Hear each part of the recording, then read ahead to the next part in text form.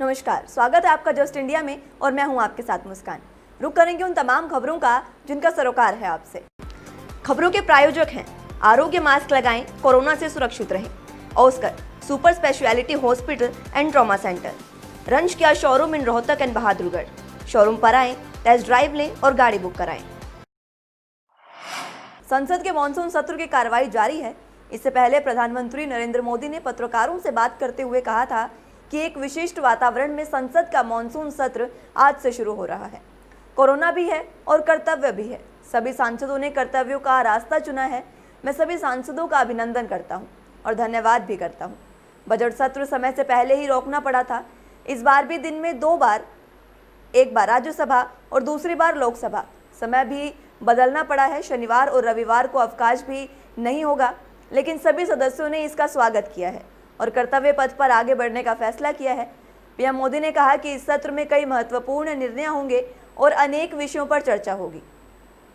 साथ ही प्रधानमंत्री नरेंद्र मोदी ने कहा कि लोकसभा में जितनी ज्यादा चर्चा होती है उतना सदन को भी और देश को भी लाभ होता है।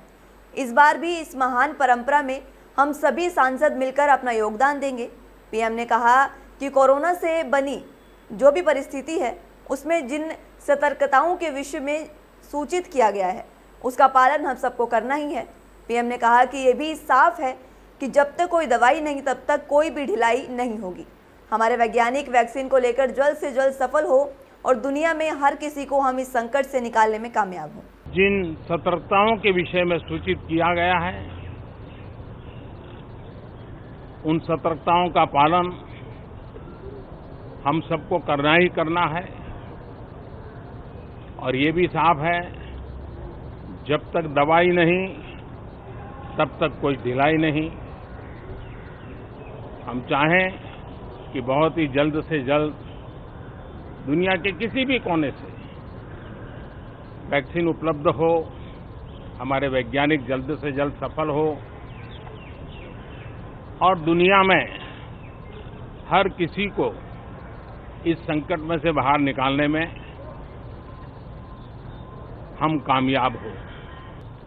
आज जब हमारी सेना के वीर जवान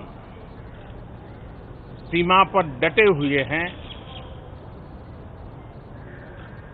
बड़ी हिम्मत के साथ, जज्बे के साथ, बुलंद हौसलों के साथ दुर्गम पहाड़ियों में डटे हुए हैं। 17वीं लोकसभा का चौथा सत्र आज सुबह 9 बजे से शुरू हो गया है। लोकसभा सदन में प्रश्नकाल नहीं होने पर विपक्ष ने जमकर हंगामा किया। विपक्ष ने केंद्र सरकार पर आरोप लगाते हुए कहा कि सदन में प्रश्नकाल का आयोजन न करके केंद्र सरकार ने लोकतंत्र का गला घोटने की कोशिश की है। एआईएमआईएम के प्रमुख असदुद्दीन ओवैसी ने केंद्र सरकार पर आरोप लगाते हुए कहा कि सरकार ने हमारे सवाल पूछने का अधिकार हमसे छीन लिया है। वहीं एक तरफ डीएमके और सीपीआई ने नीट एग्जाम की वजह से 12 छात्रों की आत्महत्या के मामले में लोकसभा में स्थगन प्रस्ताव दिया। वहीं लोकसभा स्पीकर ओम बिरला की ओर से एक चिट्ठी और डीआरडीओ की किट सभी सांसदों को भेजी गई है। इसमें मास्क, सैनिटाइजर और इम्यूनिटी बढ़ाने वाली चाय और कोरोना से बचाव के मैनुअल हैं। सत्र के पहले दिन राज्यसभा में उपसभापति पद के लिए चुनाव होगा। विपक्ष की ओर से राजद नेता मनोज झा और एनडीए से जदयू नेता हरिवंश के बीच कांटे की टक्कर है। इस बार सदन को 2 शिफ्टों में होगा। सदन की कार्रवाई लगातार शनिवार और रविवार को भी जारी रहेगी। हरियाणा के सीएम मनोहर लाल खट्टर आज चंडीगढ़ स्थित अपने आवास पर पहुंच रहे हैं। कोरोना संक्रमित होने के बाद वो गुरुग्राम के मेदांता अस्पताल में भर्ती थे। हालांकि सीएम मनोहर लाल को 10 सितंबर को उनकी रिपोर्ट नेगेटिव आने के बाद छुट्टी दे दी गई थी। एहतियात के तौर पर उन्होंने गुरुग्राम में ही खुद को क्वारंटाइन कर लिया था। वे अब बिल्कुल स्वस्थ हैं, इसलिए दोबारा चंडीगढ़ पहुंच रहे हैं। सीएम के चंडीगढ़ आने से विभागीय बैठकों का दौर बंद पड़ा था, जो अब फिर से शुरू हो जाएगा। बता दें कि सीएम मनोहर लाल खट्टर 24 अगस्त को कोरोना पॉजिटिव मिले थे। इसके बाद उन्हें रात में ही गुड़गांव के मेदांता अस्पताल में भर्ती करवा दिया गया था। वहीं उनका उपचार चला और 10 सितंबर को उनकी रिपोर्ट नेगेटिव आने के बाद उन्हें छुट्टी दे दी गई थी, लेकिन डॉक्टरों ने उन्हें होम आइसोलेशन की सलाह दी थी। इस वजह से सीएम गुरुग्राम में ही रह रहे थे। प्रधानमंत्री नरेंद्र मोदी के जन्म दिवस के अवसर पर बीजेपी द्वारा पूरे प्रदेश में 14 से 20 सितंबर तक जन्मदिवस सप्ताह के रूप में मनाया जाएगा। जन्मदिवस सप्ताह की शुरुआत करते हुए पूर्व सहकारिता मंत्री मनीष ग्रोवर ने शहर के छोटूराम चौक पर रक्तदान शिविर का आयोजन किया। इस अवसर पर पूर्व मंत्री के साथ बाबा बालकपुरी धाम से बाबा कर्णपुरी ने शिरकत की।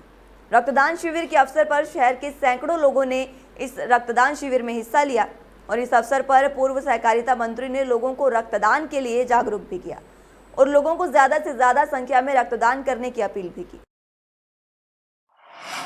भारत में कोरोना के आंकड़े भय पैदा करते नजर आ रहे हैं। यहाँ रोजाना करीब 95,000 नए मामले सामने आ रहे हैं। देश में कोरोना मामलों की संख्या अब 48 लाख के पार पहुंच चुकी है और 69,000 से ज्यादा लोगों की मौतें हो चुकी हैं। इसके बावजूद भारत में 10 राज्य ऐसे हैं जहां कोरोना के कारण 100 से कम मरीजों की मौत हुई है। हालांकि 8 राज्य ऐसे भी हैं जहां हर राज्य में 2900 से ज्यादा मरीजों की जान जा चुकी है। सबसे ज्यादा मौतें महाराष्ट्र में हुई हैं। वहीं प्रदेश की बात करें तो प्रदेश में सक्रिय मरीजों की संख्या बढ़ती जा रही है। इसका कारण यह है कि जिस प्रकार नए मरीज मिल रहे हैं उनसे मुकाबले में ठीक होने वालों की संख्या बेहद कम है। राज्य में रविवार को 2,427 नए मरीज मिले जबकि 1,874 ठीक हुए हैं। अब तक कुल 94,844 संक्रमितों में से 72,587 ठीक हुए हैं। 1,025 की मौत हो चुकी है। ऐसे में सक्रिय मरीज बढ़कर 21,232 हो गए हैं। स्वास्थ्य विभाग ने 15 सितंबर तक सक्रिय मरीजों का अनुमान 18,000 के करीब लगाया था। इधर 24 घंटे में 22 लोगों की मौत हुई है। करनाल जिले में सर्वाधिक 4 लोगों की मौत हुई, जबकि फरीदाबाद, अंबाला, यमुनानगर में 3-3, गुरुग्राम, रोहतक और हिसार में 2-2, भिवानी, कुरुक्षेत्र, पानीपत में 1-1 की मौत हुई। राज्य में लगातार बढ़ते सक्रिय मरीजों की वजह से सरकार ने 100 बेड के 3 कोरोना क्रिटिकल केयर सेंटर शुरू किए हैं। इस वक्त 319 मरीजों की हालत गंभीर बनी हुई है, जिनमें 43 को वेंटिलेटर पर रखा गया है, जबकि 276 मरीजों की सांसें ऑक्सीजन सिस्टम के सहारे चल रही हैं। प्रदेश में सरकार द्वारा शिक्षा सुधारों की पोल पट्टी खुलती नजर आ रही है। प्रदेश के लगभग 4,078 स्कूलों में कोई भी महिला शिक्षक नहीं है। एक तरफ सरकार ने 1,983 पीटीआई अध्यापक निष्कासित करके छात्रों पर दोहरी मार करने का काम किया है। बाल संरक्षण आयोग ने प्रदेश सरकार को चिट्ठी लिखकर सरकार से मामले पर संज्ञान लेने की अपील की है। आयोग ने सरकार को ट्रांसफर पॉलिसी में बदलाव करने का सुझाव दिया। आयोग ने प्रदेश के 14,000 स्कूलों के आंकड़ों का विश्लेषण किया है। इस मामले पर कांग्रेस की प्रदेशाध्यक्ष कुमारी शैलजा ने चिंता जताते हुए कहा कि ये लड़कियों के आत्मविश्वास में बाधक है। उन्होंने सरकार से समस्या का जल्द समाधान करने की भी अपील की। भवानीखेड़ा से भिवानी की ओर ओवरटेकिंग करते हुए जा रही हरियाणा रोडवेज और प्राइवेट बसों की टक्कर हो गई, जिससे हादसे में एक 27 वर्षीय युवक की मौत हो गई है। हादसे में मृतक युवक सिरसा में खाद बीज की दवाइयों का सप्लायर बताया जा रहा है, जो कि सुबह भिवानी की तरफ से सिरसा कार्य से जा रहा था। हादसे की सूचना पाकर मौके पर पहुंची पुलिस मामले की आगामी जांच में जुट गई है। तो वहीं प्राइवेट बस चालक भी घटना के बाद से ही मौके से फरार है, जबकि वो बस को मौके पर ही छोड़ गया। इस दौरान प्रत्यक्षदर्शियों का कहना है कि हादसे का कारण बसों की ओवरटेकिंग है। भवानीखेड़ा से भिवानी की तरफ जा रही रोडवेज और प्राइवेट बसों में आपस में ओवरटेकिंग के चलते ये सड़क हादसा हुआ। मार्ग की खस्ता हालत और मार्ग के दोनों ओर झाड़ियों और पेड़ों की टहनियों के फैलने से भवानीखेड़ा में अनेकों सड़क हादसे हो रहे हैं, लेकिन प्रशासन का इस ओर कोई ध्यान नहीं। मार्ग की खस्ता हालात होने से पहले भी अनेकों सड़क हादसे इस दौरान हो चुके हैं। हादसे में मृतक युवक भिवानी से सिरसा बाइक पर सवार होकर जा रहा था, जिसका भवानीखेड़ा के पेट्रोल पंप में बसों के ओवरटेकिंग से सामने से टक्कर हो गई और उसकी मौके पर मौत हो गई। बस ओवरटेक कर रही थी, ये जो आपस में बजा रहे थे बस वाले, रोडवेज और प्राइवेट बस वाला। किस साइड से आ रही थी, किस साइड पर? हांसी से आ रही थी दोनों बस, भिवानी की तरफ जा रही थी। हांसी की तरफ जा रहा था, भिवानी की साइड से आ रहा था। इसका ये कागज पुलिस वाले देख रहे हैं। देशवासियों के लिए आज एक बार फिर से अच्छी खबर सामने आई। इस समय कच्चे तेल के बाजार में सुस्ती है। कोविड महामारी की वजह से अंतर्राष्ट्रीय बाजार में अभी तक चीजें सामान्य नहीं हो पाई हैं। इसका असर घरेलू बाजार पर भी दिख रहा है। सरकारी तेल कंपनियों ने आज फिर पेट्रोल और डीजल दोनों ईंधन की कीमतों में कमी की है। इसी कारण देश में भी तेल की कीमतों में कमी हुई है। आज पेट्रोल 14 पैसे प्रति लीटर सस्ता हुआ है, जबकि डीजल के दामों में 15 पैसे प्रति लीटर की गिरावट आई है। इससे एक दिन पहले रविवार को कीमतों में कोई फेरबदल नहीं हुआ था, जबकि बीते शनिवार को डीजल और पेट्रोल दोनों सस्ते हुए थे। कटौती के बाद चारों महानगरों दिल्ली, मुंबई, कोलकाता और चेन्नई में आज पेट्रोल की कीमत क्रमशः 81.72 रुपये, 88.38 रुपये, 83.23 रुपये और 84.77 रुपये है। वहीं डीजल की कीमत क्रमशः 72.78 रुपये, 69.29 रुपये, 76.28 रुपये और 78.12 रुपये प्रति लीटर हो गई है। बताते चलें कि रोजाना सुबह 6 बजे पेट्रोल और डीजल की कीमतों में बदलाव होता है। सुबह 6 बजे से ही नई दरें लागू हो जाती हैं। पेट्रोल और डीजल के दामों में एक्साइज ड्यूटी, डीलर कमीशन और अन्य चीजें जोड़ने के बाद इसका दाम लगभग 2 गुना हो जाता है। विदेशी मुद्रा दरों के साथ अंतर्राष्ट्रीय बाजार में क्रूड की कीमत क्या है, इस आधार पर रोज पेट्रोल और डीजल की कीमतों में बदलाव होता है। एक्टर सुशांत सिंह राजपूत मामले में जांच में ड्रग्स एंगल की पड़ताल कर रही नारकोटिक्स कंट्रोल ब्यूरो की छापेमारी जारी है। आज एनसीबी की team drugs peddler Suryadeep Malhotra के घर पर सुबह से ही छापेमारी कर रही है। सूर्यदीप रिया चक्रवर्ती के भाई शोविक का स्कूल फ्रेंड है और उसके कई चैट सामने भी आए हैं। वहीं रिया और बॉलीवुड ड्रग्स कनेक्शन में पकड़े 7 ड्रग्स पैडलरों को आज ACMM कोर्ट में पेश किया जाएगा। सभी आरोपियों को मेडिकल टेस्ट के लिए ले जाया जा रहा है।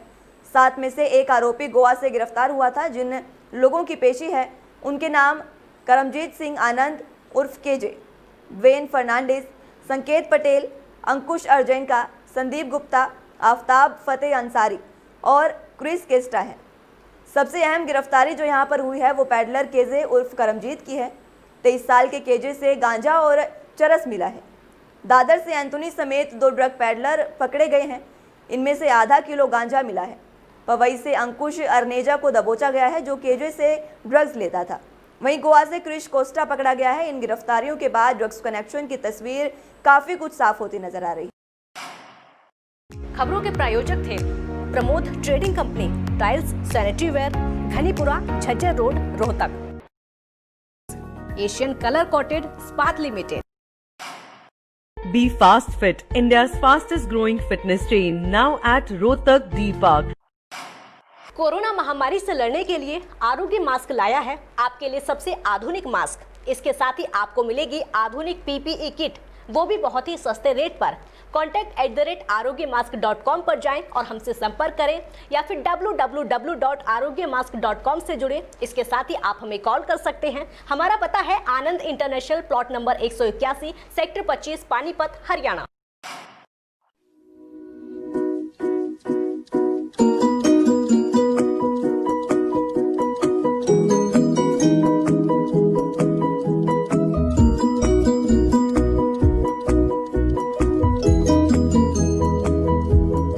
मेडिफिल इंटरनेशनल, 7 शीतल कॉम्प्लेक्स, सुभाष नगर, रोहतक।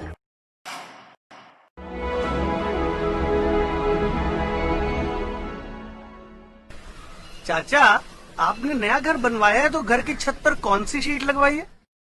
बेटा, मैंने अपने घर की छत पर एशियन शीट लगवाई है क्योंकि वो कभी न मिटने वाले ओरिजिनल निशान की चादरें हैं। साथ में ISI का चिन्ह, 5 साल की वारंटी के साथ साथ पैसों का सही मूल्य देने वाली वही इकलौती शीट्स है। क्योंकि नाम नहीं, पहचान जरूरी है। फिलहाल के लिए इतना ही। जुड़े रहिए जस्ट इंडिया के साथ। नमस्कार।